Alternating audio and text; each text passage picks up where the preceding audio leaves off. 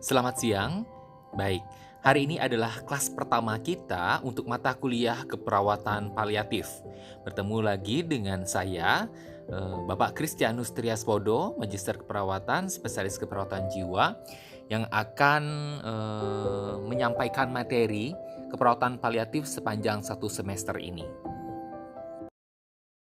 Di sepanjang semester ini, kita akan bertemu 14 kali, ya, di mana 12 kalinya adalah kelas, artinya paparan materi, kemudian 2 kalinya adalah UTS dan UAS. Pertemuan pertama hari ini kita awali dengan konsep perawatan paliatif. Minggu berikutnya, model pelayanan perawatan paliatif. Kemudian kebijakan nasional terkait perawatan paliatif di Indonesia, etik dalam perawatan paliatif, prinsip komunikasi dalam perawatan paliatif, kemudian penyakit kronis dan terminal. Berikutnya perawatan menjelang akhir hayat, pengkajian pasien paliatif, perawatan paliatif dalam perspektif agama, budaya, spiritual, dan sosial. Kemudian pertemuan ke-10 ada asuhan keperawatan pasien. Jadi nanti diagnosis keperawatan apa saja yang biasa muncul pada pasien dengan perawatan paliatif. Manajemen gejala dan keluhan fisik, nyeri di sini. Dan yang terakhir adalah terapi komplementer di keperawatan paliatif. Ya, terapi komplementer itu terapi pengganti.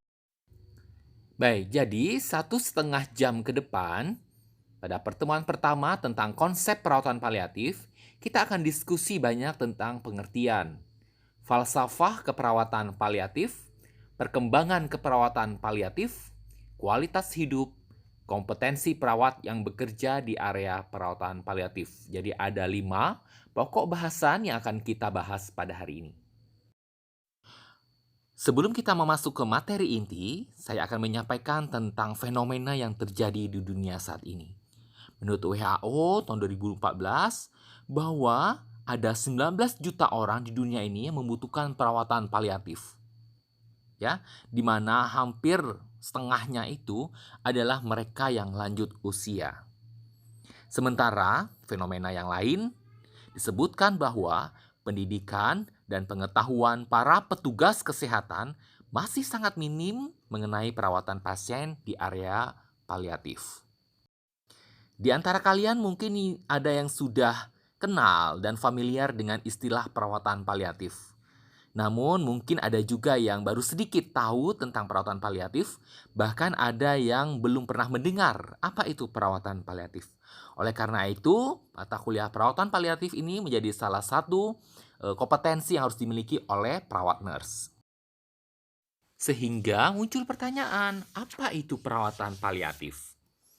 Ya, mungkin yang nggak tahu perawatan paliatif atau belum mengenal perawatan paliatif, taunya hospice, ya. Mirip-mirip, tapi sebenarnya tidak sama, ya, antara hospice dan paliatif. Kita lihat perbedaannya, definisinya. Perawatan paliatif adalah perawatan yang dilakukan secara aktif. Yang saya cetak tebal adalah pada pasien yang menderita penyakit yang membatasi hidup dan keluarga pasien. Jadi yang membatasi hidup pasien dan keluarga pasien. Dilakukan oleh interdisiplin, artinya multiprofesi. Selain perawat yang terlibat, ada dokter di sana misalnya, ada fisioterapis, ada apoteker, ada pekerja sosial, dan lain-lain. Ini yang disebut dengan interdisiplin, di mana penyakit pasien sudah tidak lagi berespon terhadap pengobatan. Jadi fokusnya ini, saya pikir hanya untuk mengobati apa? Tanda dan gejalanya saja. Ya. Contohnya apa misalnya? Pada pasien penyakit kanker, ya, yang paling kita kenal. Jadi perawatannya itu tidak bukan berarti menyembuhkan sakit kankernya, tapi mengurangi gejala, salah satunya misalnya nyeri. Maka bagaimana supaya di akhir kehidupan si pasien, itu pasien bisa mengalami rasa nyaman, ya, tidak ada nyeri, begitu. Nanti kita akan bahas lebih lanjut pada slide-slide berikutnya. Pasien yang mendapat intervensi untuk memperpanjang masa hidup. Ya, mudah-mudahan jika perawatan yang diberikan itu baik, artinya pikiran pasien menjadi tenang, mungkin secara tidak langsung bisa berdampak, bisa berefek pada status kesehatannya. Nah, apakah hospice itu berbeda dengan paliatif? Ya, hospice itu bedanya diperuntukkan kepada pasien dengan kondisi masa harapan hidup yang diperkirakan kurang dari 6 bulan. Jadi patokannya waktu ya, kurang dari 6 bulan. Sedangkan paliatif untuk semua penyakit kronis yang membatasi masa hidup atau mengancam jiwa. Ya. Jadi terlihat ya perbedaannya jika kalau hospice itu penyakit yang dialami oleh pasien itu diperkirakan harapan hidupnya kurang dari 6 bulan. Kalau paliatif, semua penyakit kronis yang membatasi masa hidup dan penyakit tersebut bisa mengancam jiwa. Ya, Bapak punya pengalaman ya, cerita dari teman kondisi di Amerika Serikat misalnya ya. Di sana beberapa rumah sakit itu sudah memiliki pemahaman dan kerjasama yang baik dalam mengelola pasien di rumah yang membutuhkan perawatan paliatif, begitu. Selain itu, di sana juga sudah terbentuk supportive care, artinya kelompok-kelompok suportif ya yang digunakan untuk saling mendukung antar pasien ya, antar pasien. Dengan harapan akan memberikan efek yang baik terutama dalam proses terapi penyakit si pasien tersebut.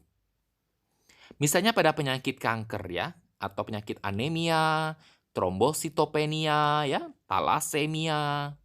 Nah, ini bisa dilakukan supportive care dalam proses rehabilitasi mereka. Sehingga tujuannya apa? Pasien-pasien yang dirawat menemukan kembali makna kehidupan. Itu sebenarnya poinnya. Berikutnya adalah falsafah keperawatan paliatif.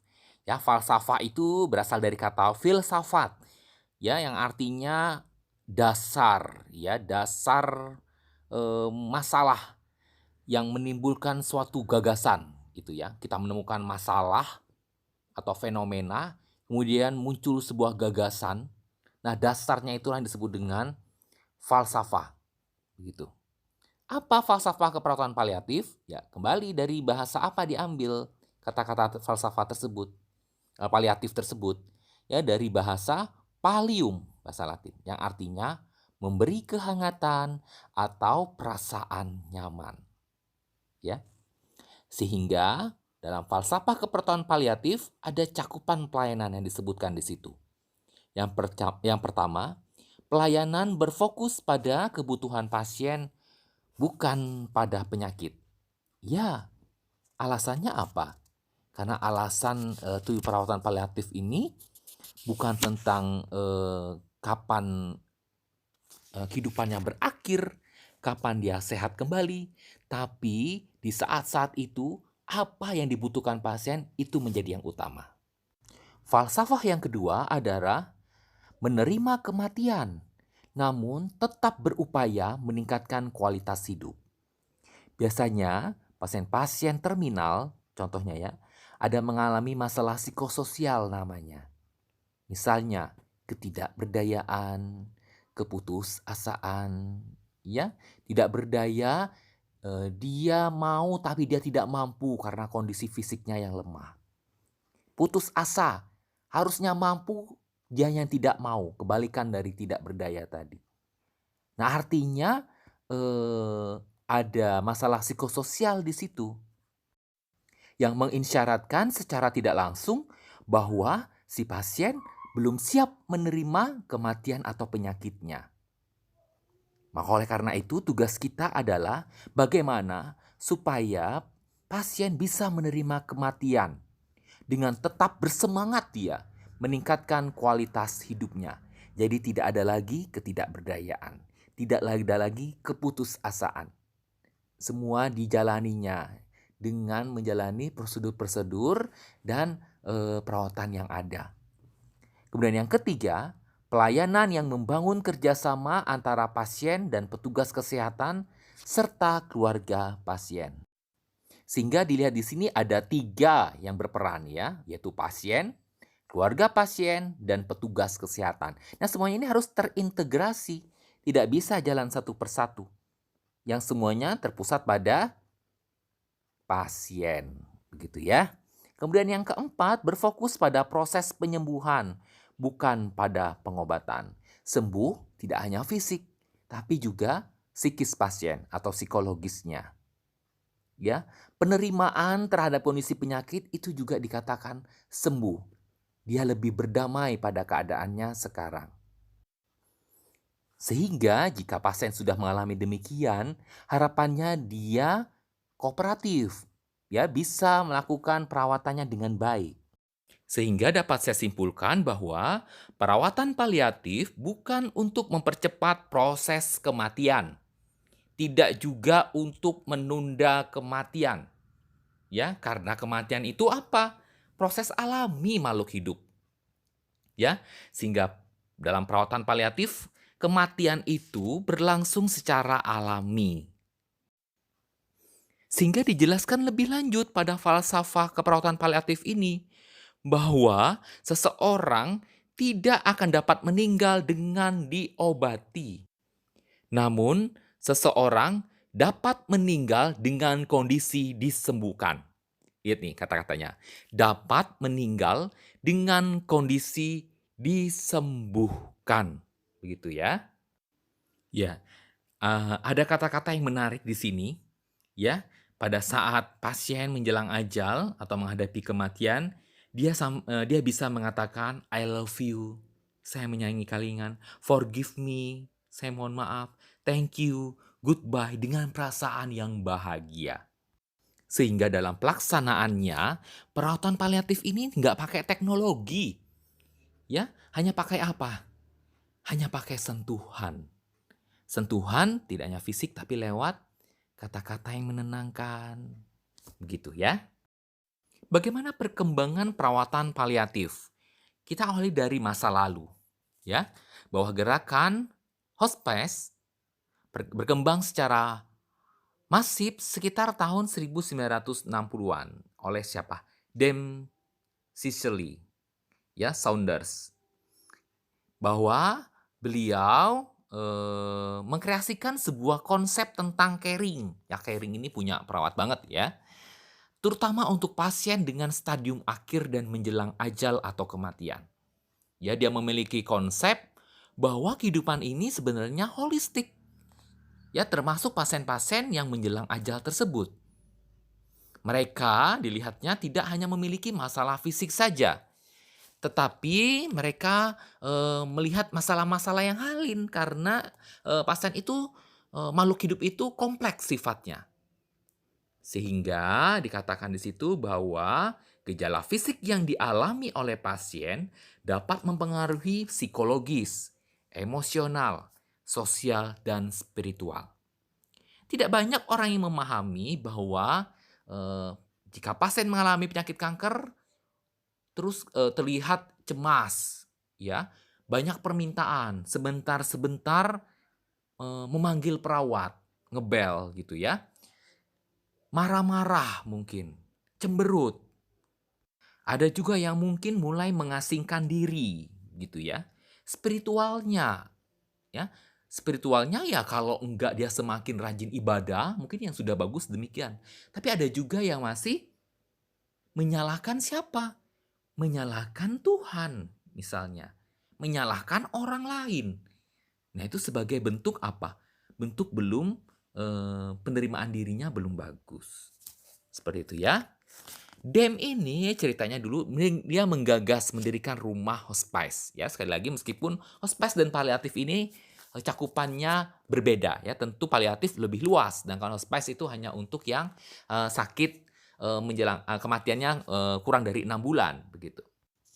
Di mana rumah hospice yang didirikannya yaitu di London ya pada tahun 1967 itu Ya, dia mempersiapkan pasien-pasien yang meninggal itu dengan damai dan bermartabat, serta memberi dukungan kepada keluarga setelah pasien meninggal. Yang jadi pertanyaan adalah, bagaimana ya cara menyiapkannya supaya pasien itu meninggal secara bermartabat?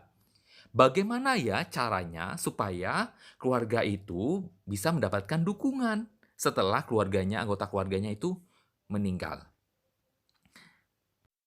Kejadiannya adalah pada abad 20, kebanyakan pasien itu meninggal di rumah, kemudian berubah sampai dengan saat ini. Cenderung bagaimana? Pasien lebih banyak meninggal di rumah sakit. Sehingga dapat saya katakan bahwa perawatan paliatif ini berpindah dari yang dulunya home care di rumah, berarti sekarang di rumah sakit juga ada khusus perawatan paliatif. Sehingga nanti kita lihat pada slide berikutnya, ada di negara-negara maju, beberapa rumah sakit itu memang sudah punya bangsal perawatan paliatif.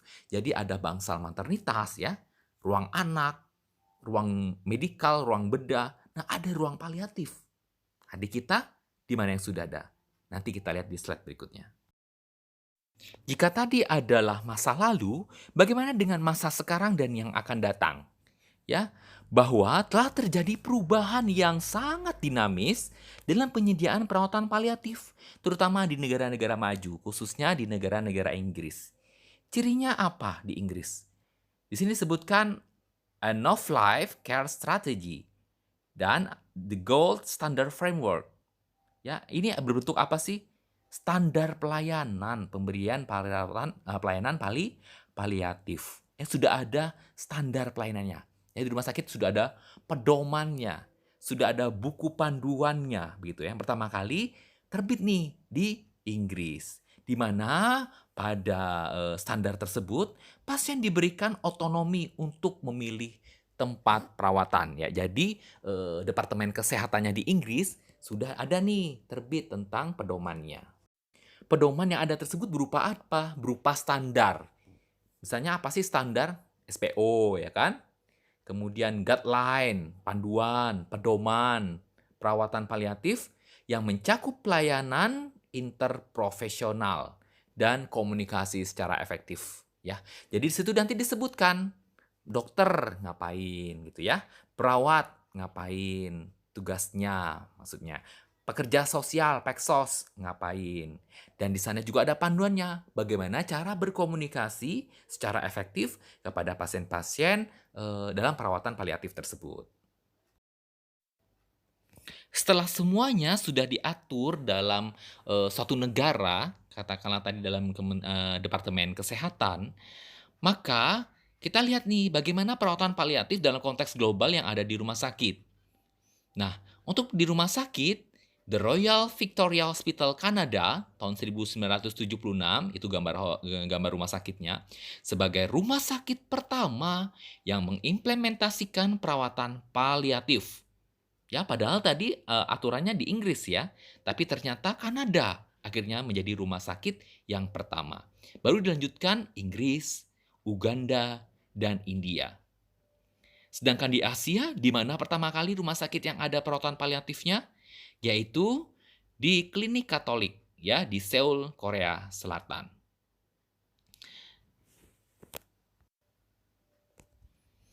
Baik, itu untuk fasilitas kesehatan, di pelayanan kesehatan maksudnya. Bagaimana dengan pendidikan? Ternyata jauh ya di pendidikan. Jauh, baru tahun 1996 perawatan paliatif ini masuk ke dalam mata kuliah di dalam institusi pendidikan. Di kampus-kampus, di universitas-universitas baru masuk ya. Dan Hong Kong menjadi negara pertama yang menyediakan fasilitas pelayanan perawatan paliatif terbanyak akhirnya ya di regional Asia. Mereka ada 89 tempat tidur setiap 1 juta penduduk ya. Berikutnya kita mengerucut dalam konteks regional Asia Tenggara. Jadi lebih kecil lagi. Di mana yang pertama kali perawatan paliatif yaitu di Malaysia. Ya, setidaknya saat ini ada 90 organisasi yang telah menyediakan pelayanan paliatif. ya di mana 33 pelayanan perawatan paliatif ini merupakan lembaga swadaya yang bukan milik pemerintah, jadi non pemerintah. Ya, sisanya adalah lembaga pemerintah dan juga ada perawatan paliatif di rumah. Ada 20 rumah sakit milik pemerintah, ada membuka perawatan paliatif rawat inap dengan jumlah tempat tidur yang tersedia sekitar 6 sampai 12 tempat tidur setiap rumah sakitnya. Layanan apa yang diberikan? Ya, di awal-awal layanan yang diberikan itu adalah layanan khusus pasien yang menderita sakit HIV AIDS, gitu ya. Itu tahun 1990 ya. Tahun sampai 2001 juga layanannya masih di sekitar khusus HIV dan AIDS. Bagaimana di negara Asia Tenggara yang lain? Kita ambil contohnya Filipina. Filipina itu sudah punya 34 organisasi penyedia layanan paliatif. Ya, di sana fokusnya berbeda dengan Malaysia. Di sana fokusnya pada pelayanan kanker, gitu ya. Mereka ada gerakan pelayanan perawatan paliatif namanya ya. Jadi disebutkan sebuah gerakan untuk mendukung bahwa atau mempopulerkan bahwa perawatan paliatif ini sungguh penting ada di pelayanan kesehatan. Bagaimana dengan Singapura? Singapura ada Hospice Care Group. Ya, awalnya dari situ, di mana itu didirikan oleh biarawati Katolik. Ya, layanan saat itu terbatas, hanya pasien-pasien khusus kanker. Sedangkan di pendidikannya, masuk kurikulum perawatan paliatif itu tahun 1987, di mana yang mendapatkan mata kuliah perawatan paliatif itu adalah pada Fakultas Kedokteran dan Keperawatan. Baik, sekarang baru kita bicara di Indonesia. Bagaimana perawatan paliatif dalam konteks negara kita, Indonesia? Bahwa pertama kali Rumah Sakit Dr. Sutomo Surabaya sudah ada pusat pengembangan paliatif dan bebas nyeri. Ya, pusat pengembangan paliatif dan bebas nyeri. Sehingga pengembangan berikutnya di Surabaya tahun 2007, di mana pelayanan paliatif ini sudah masuk ke puskesmas. Salah satunya adalah Puskesmas Balongsari, Surabaya. Ini sebagai pilot proyek pertama, begitu, ya. Nah, kemudian tahun 2006 ada Rumah Rahel. Ya, Rumah Rahel yang menyediakan layanan perawatan paliatif khusus anak yang menderita kanker serta HIV AIDS di Jakarta. Ya, jauh ya. Jadi Jakarta itu pertama kali 2006, sedangkan di Surabaya 1990. Sehingga dengan melihat fenomena tersebut, akhirnya dikeluarkanlah ya keputusan Menteri Kesehatan nomor 812 tahun 2007 tentang perawatan paliatif. Ya. Nah, itu sekarang Menteri Kesehatan. Dasar dikeluarkannya SK tersebut yaitu tidak lain bahwa kasus penyakit yang belum dapat disembuhkan itu semakin banyak jumlahnya, baik yang dialami oleh pasien dewasa maupun anak. Kemudian alasan yang kedua, ya untuk meningkatkan kualitas pelayanan kesehatan bagi pasien yang belum dapat disembuhkan.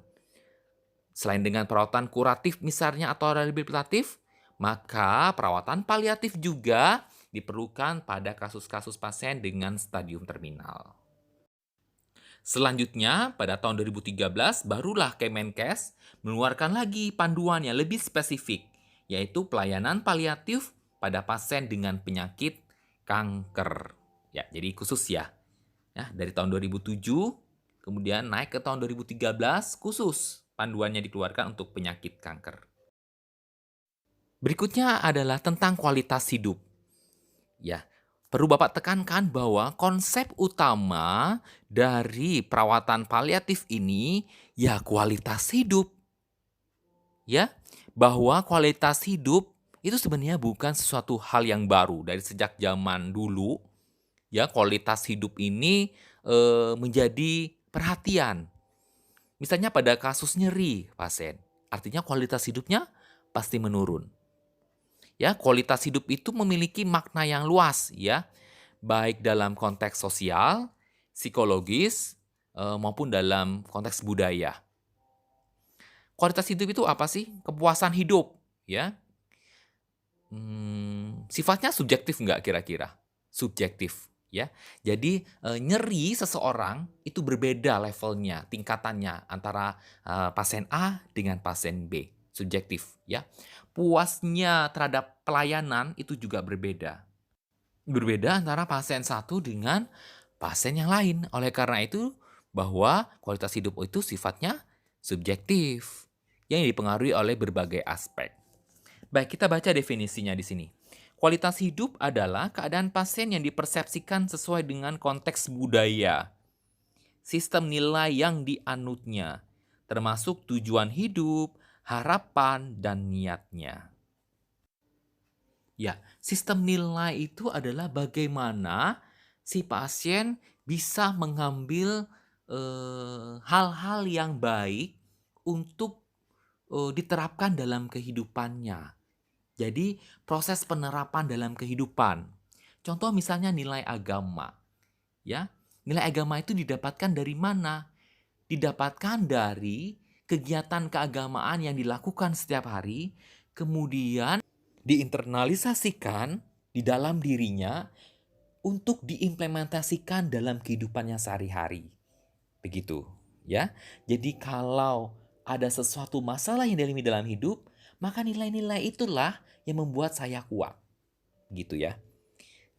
Soalnya kenapa? Ada pasien ya yang rajin ibadah, namun ketika ada masalah seolah semuanya menjadi hancur gitu ya. Kehilangan harapan, putus asa gitu ya.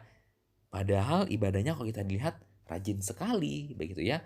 Artinya ada masalah dalam nilai yang dianutnya.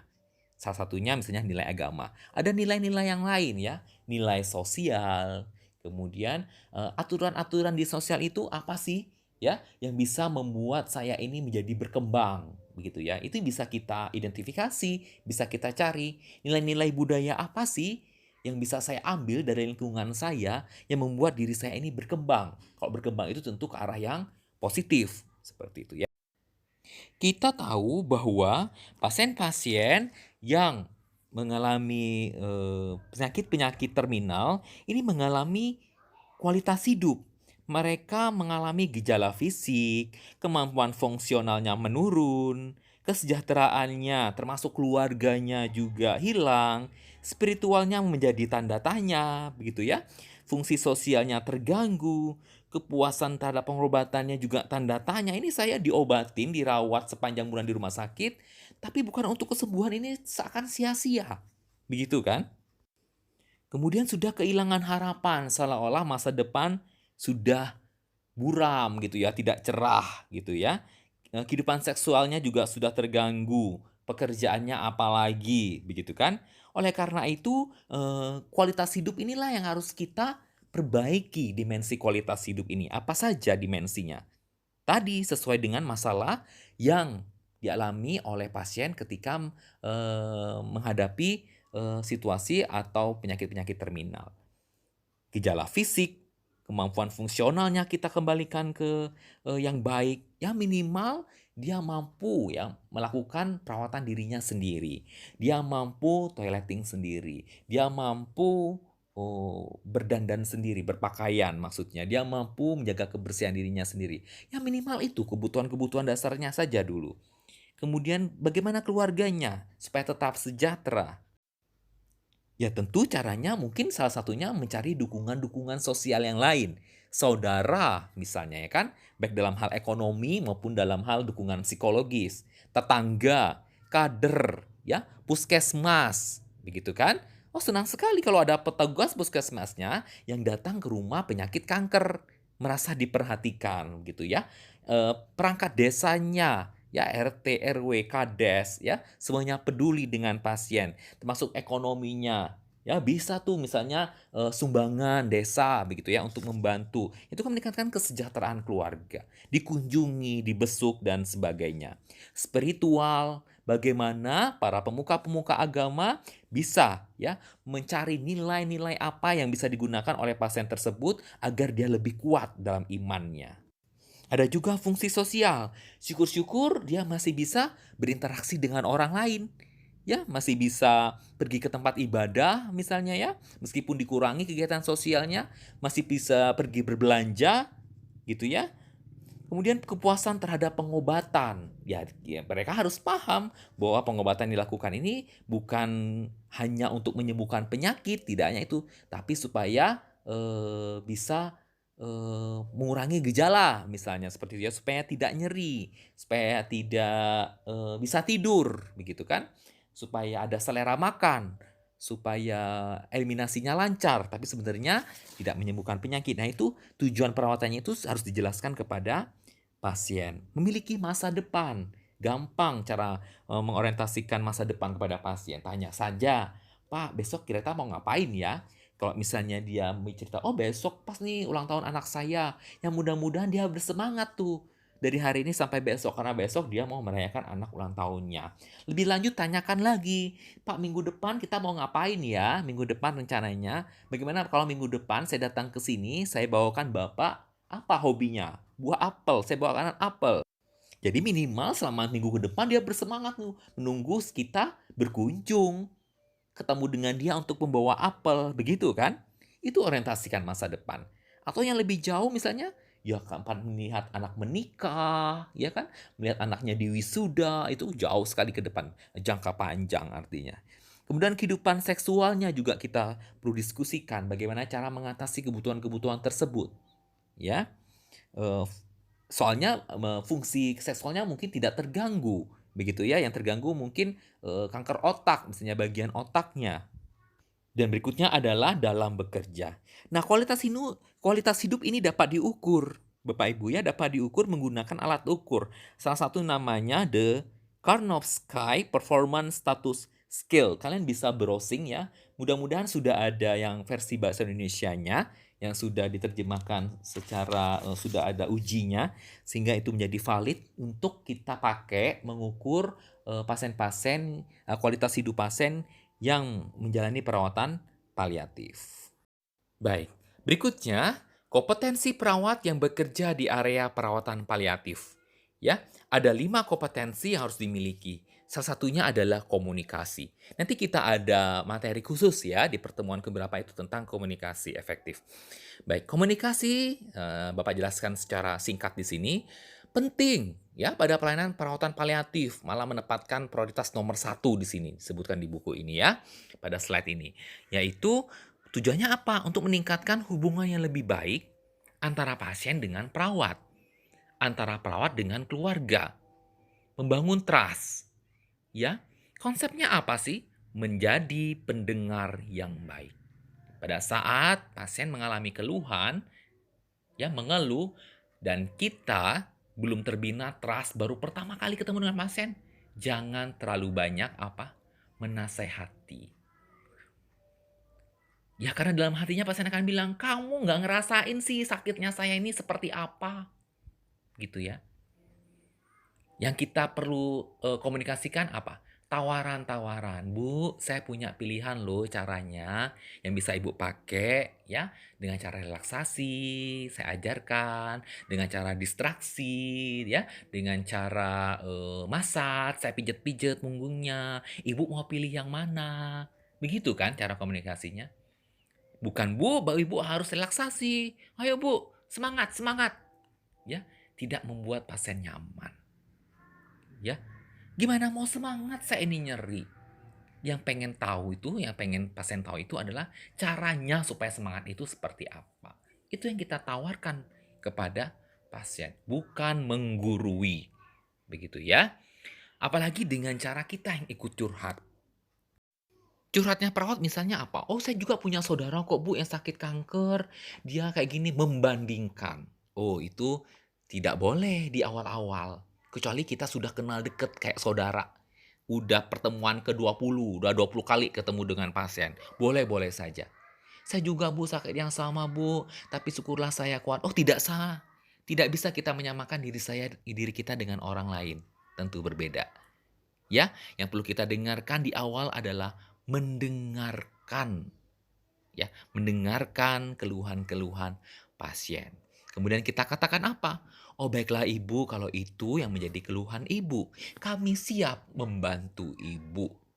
Saya tawarkan caranya ya, A, B, C. Ibu mau pilih yang mana? Itu aja simple. Adalah keterampilan psikososial, ya. Meskipun pada fasilitas pelayanan kesehatan yang sudah memiliki interprofesionalnya sudah lengkap, ada Peksos di situ yang mungkin bisa memberikan psikososial. Namun perawat juga harus bisa, kan ada ilmunya. Kita lihat di SDKI, perawatan psikososial, ya, ada ilmunya di situ. Kita bisa memberikan konseling kepada pasien, ya, di mana tujuan utamanya adalah membangun rasa percaya diri kepada pasien. Percaya diri pada apa? Percaya kepada diri sendiri terkait dengan keadaan fisiknya. Oh, yang sakit saya ini adalah kanker yang ada di otak saya, namun bagian tubuh lain masih sehat.